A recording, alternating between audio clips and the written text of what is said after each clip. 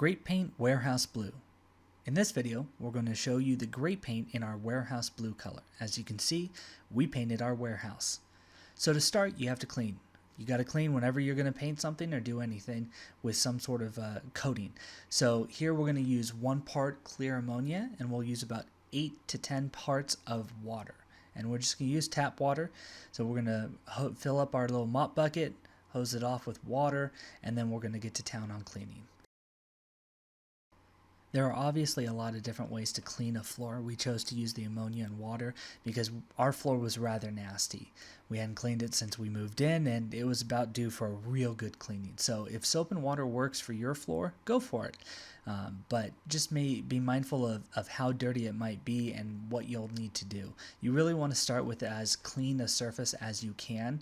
So while TSP works great on house paints on walls, if you're going to be driving a forklift or it's going to be a pretty rough scenario, you really need to clean something that's not going to have any sort of residue on it. So we use ammonia and it worked fine. It's been that way for a while now and we haven't had any problems. So this worked well for us.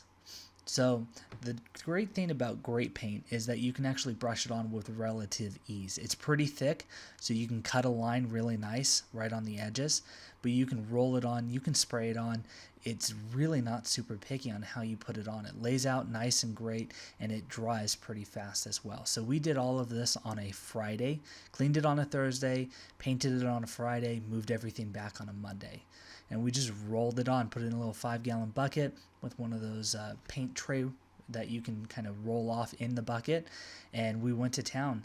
It took no time at all. As you can see, there's a few lines here, but by the time we came back on Monday, they were completely self-leveled and we had no roller lines. It was pretty fantastic.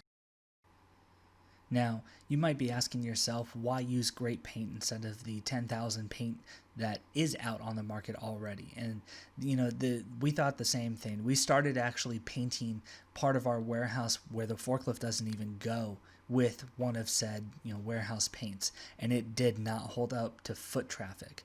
So we started making our own in order to be able to do this, and we thought, you know what, I bet other people have had that problem as well. So we started pushing it forward. We did a whole warehouse.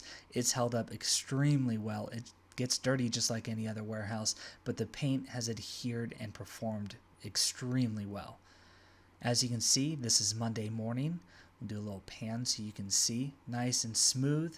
No lines at all except for the lines that are in the cement. But then we start moving everything back. Big heavy carts, just moving them over, and it's pretty scratch resistant. It's just like anything. If you want it, if it's going to get scratched, it's going to get scratched. But the nice thing is it's not like an epoxy or anything. You can just touch it up with more paint. So it's really nice to work in that sense. It's also water-based. It's an acrylic, so there's no fumes that come off it as well.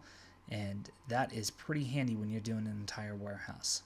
But as you can see here, we're going to bring in we got to take it off the carts here, so we're going to use a forklift. But we wanted to show you how there's a little slight line that gets left from the tire on the rubber. But other than that, it doesn't come off at all. And again, this is Friday. And then we're driving the forklift on it on Monday morning. Pretty remarkable stuff. We're really impressed. And here's our warehouse blue paint. It comes in multiple different colors. Take a look online and you can see them. Great paint is now available on www.sculptnouveau.com or by calling us at 760-432-8242.